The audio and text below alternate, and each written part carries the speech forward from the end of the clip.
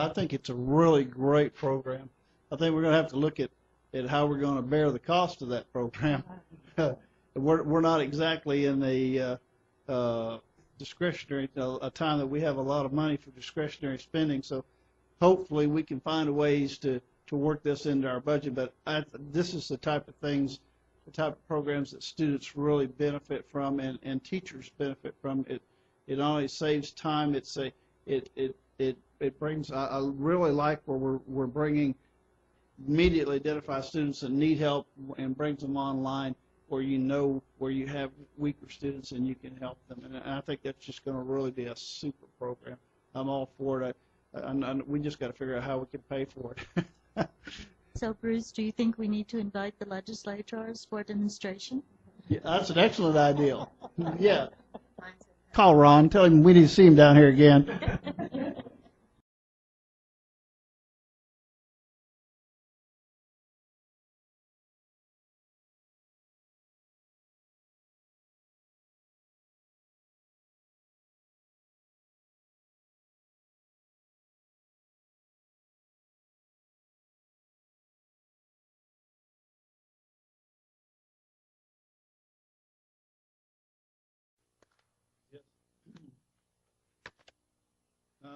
The question I have is in regards to Title I funding.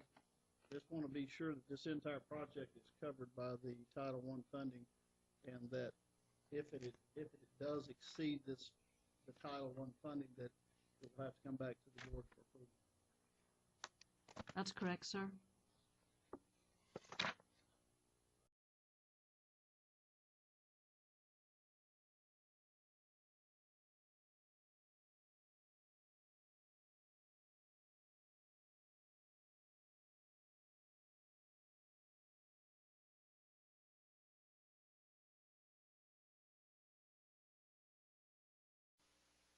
I had a couple of questions.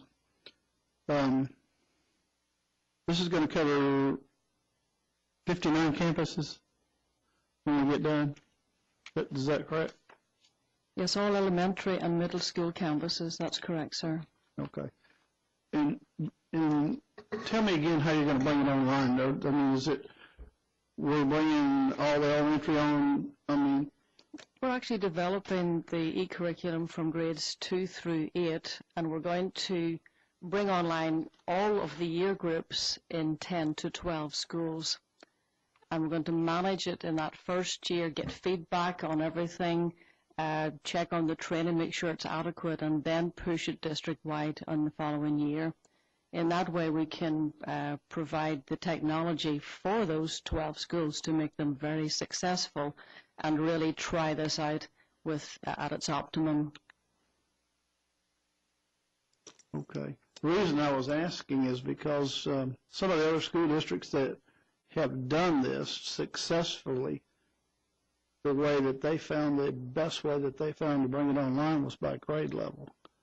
And they did it by year. And because Klein School District, for example, has every grade level on iPads right now. And every one of their books is incorporated into those iPads. It's not just the science curriculum. It's their entire curriculum incorporated into those iPads. And they're having great success with it right now. And so that's why. Mr. Albright, I'll have to go back and confirm this, but I don't believe Klein had started a one-to-one initiative at their campuses. I believe they've suspended that initiative at this point. They were doing it as of 2 months ago when we talked to them in Austin. Okay. I will go back and confirm that and also clarify the grade levels at which they're doing it. Yeah. I do know that at one point they were struggling with some of the deployment issues that were there, as well as the replacement cycle that they would have to go through associated with that. Okay. And are we planning kind of to follow up this? And the other question I had was, I really love this program. I think it's wonderful, and I commend you for what you're doing on it. I just would like us to see do more than science. I'd like to see us get our whole curriculum on those iPads. Yeah, and I think the intention is to go in that direction. And once we have iPads in the classrooms in grades 2 through 8, in the 12 schools initially, that they will be used in other subjects as well. But the science is a very specific piece of development because we're linking instruction. So we're going to use that to assessment, start with and the then whole bring on piece. others? Absolutely. Yeah, because that's where our kids are learning right now. That's their world. Very nice presentation. Thank you Ms. very much. Staffeld and Yes. Ms. Riggs. Thank you, Dr. Herron, Mr. Calvert. Appreciate everything y'all are doing. Do we already have the lessons for the pilot in 4 and 8? We have all of the lessons for grade 4, and we are in progress for grade 8. And how many lessons are you hoping to have for each grade level? We have 15 for grade 4 and are outlining 15 for grade 8. And then are you planning to have 15 for 2 through 8? For the complete project, grades 2 through 8, we will have lessons aligned to every instructional unit in our curriculum. Really? Oh, that's great. Great. That's wonderful. That's amazing.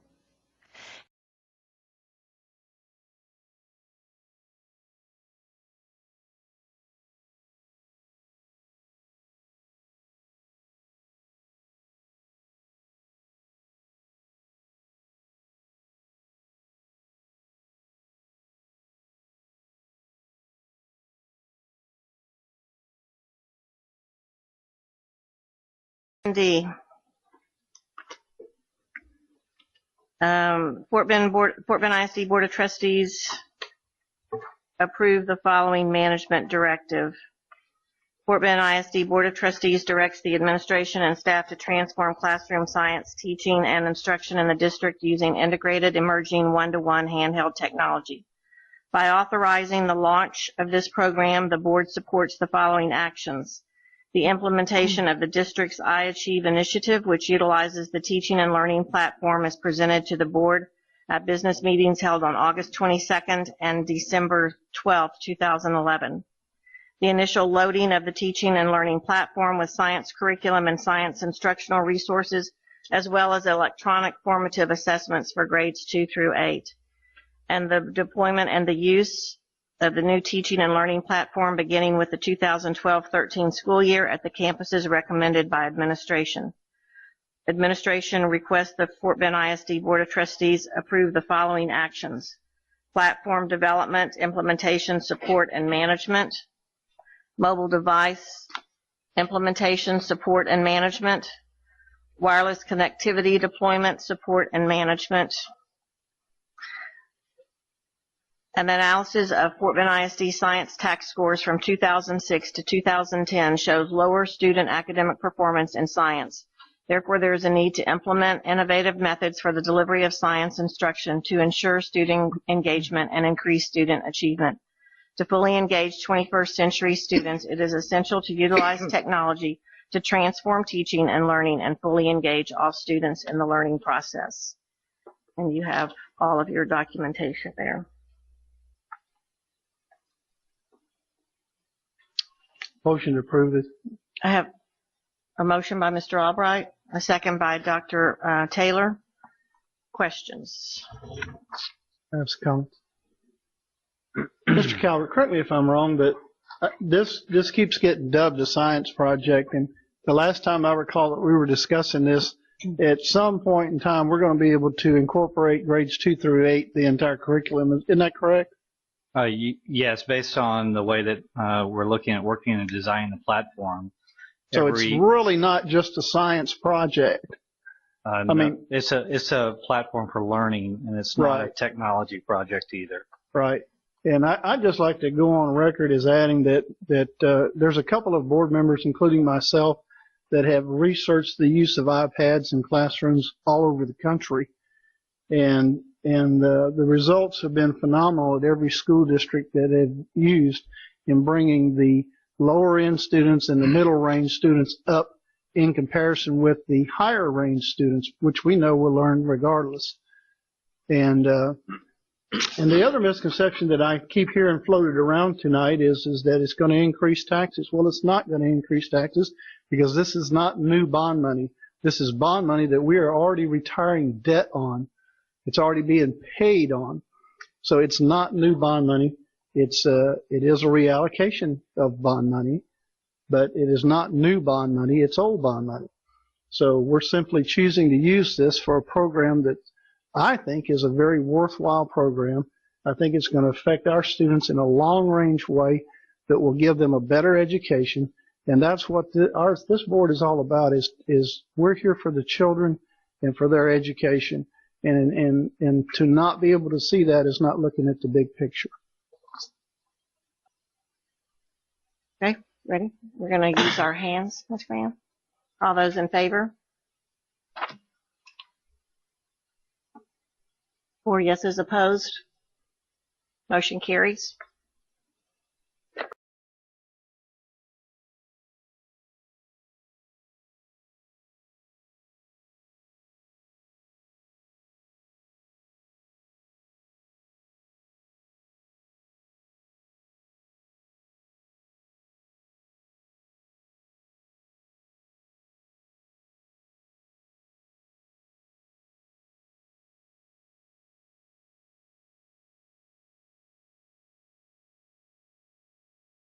Thank Dr. Heron for all your hard work.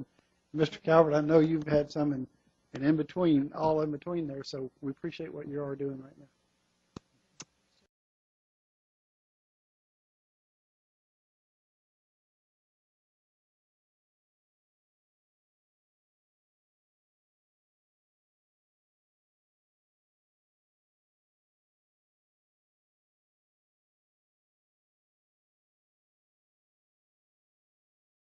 I'm looking at the what items were listed on the 2003 bond, and I'm seeing that new construction was $159,687,530.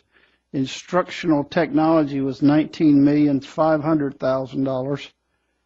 Maintaining quality infrastructure was $94,921,812. So when this says that the 2003 bond money was initially approved for the sole purpose of new construction, I don't see that corresponding with what I have in front of me.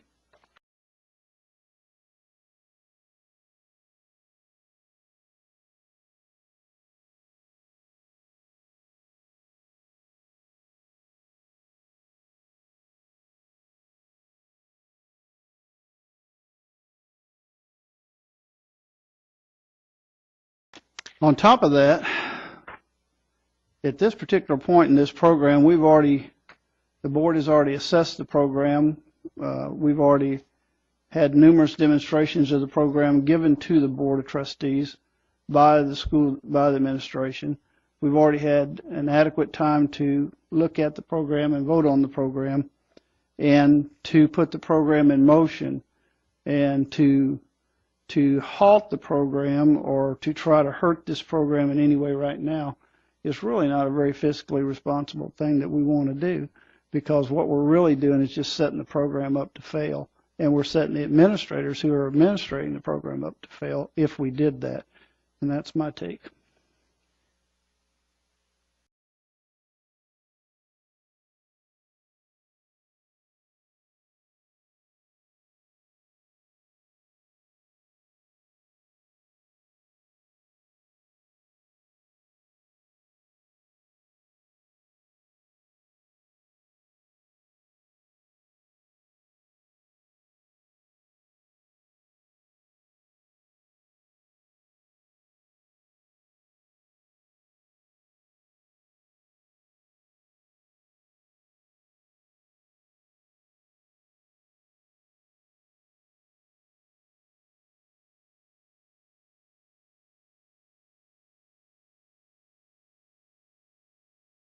What's on the table right now? There's a motion to withdraw this motion, correct? So, well, if Ms. Bailey seeks to withdraw her main motion, and provided that there is no objection by any board member, it will be considered withdrawn by consensus. okay. We kept in the loop of those reports and deadlines so that we weren't kind of blindsided, and it was like, oh, well, sorry, we had to get that in. Right. Right. I don't want to go to jail. We don't want to either. No, that's not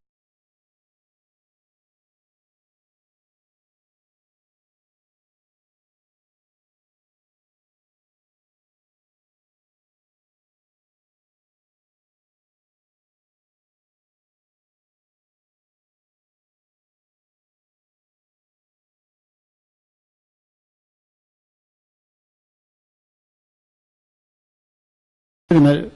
Point of order. Mr. Rosenthal has already spoken on this issue. He's not entitled to speak again until the other board members have spoken.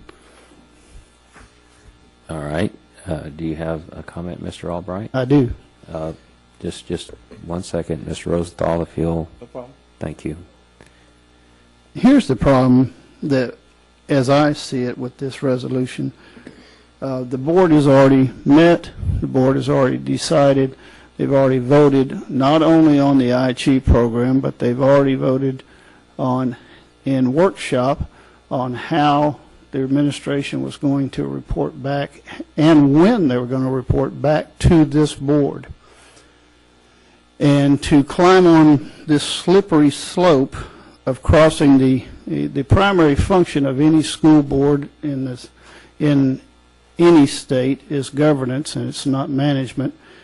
And this amounts to telling the administration how to manage the school district. So when we start sliding down that slippery slope, where do you stop and where do you draw the line? And the question is once you start sliding, there is no line. And it's already a matter that's been before the board. It's already been decided by the board. So at this point, it's kind of regressive and it's kind of redundant.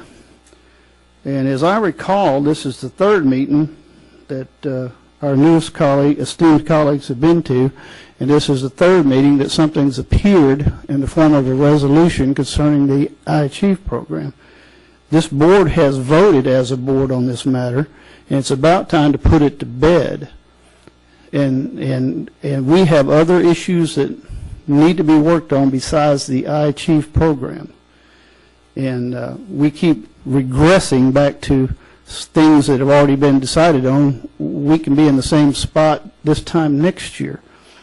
And I just think it's totally out of order.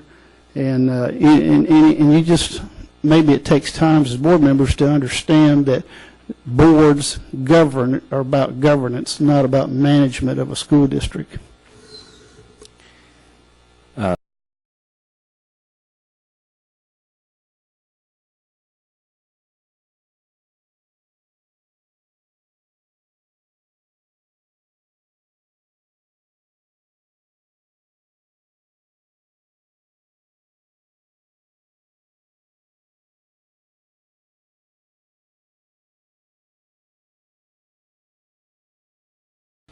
Well, howdy doody.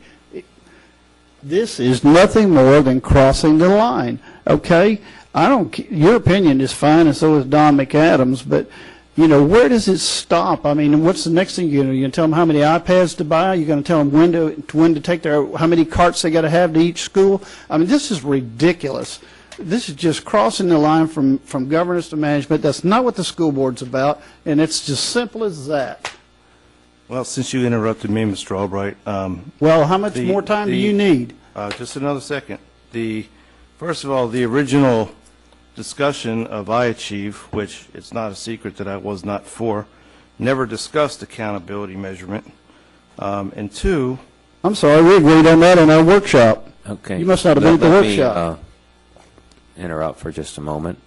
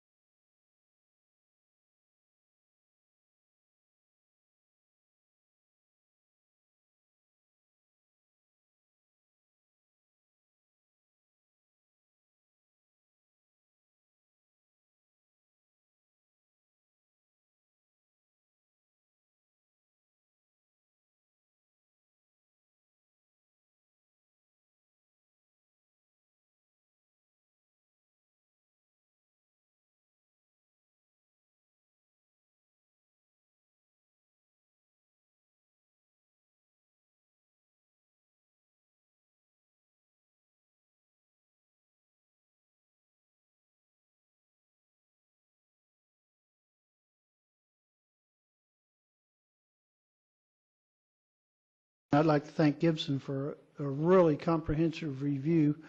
I know Ms. James will attest to the fact that we have been requesting this information for, over 9 months. And I would just like to say, as a whole, conceptually, I thought it was a really good project, but we're the enablers. We're not the people who make it happen. The people who make it happen are administration. And obviously they fell down. And I would just like to say that from this point on, if anything goes on with the iPad program, that we need to be sure that built into this program is that we get a report every 90 days to this board so we know what's going on, because I really feel like we're sitting here with egg on our face because we haven't had any information for a year and a half. And it's not that we haven't asked for it, it's that we haven't gotten it. And I understand, there's no reflection on you, Mr. Dupree, or any of the other staff, because most of the key players, they're not here anymore.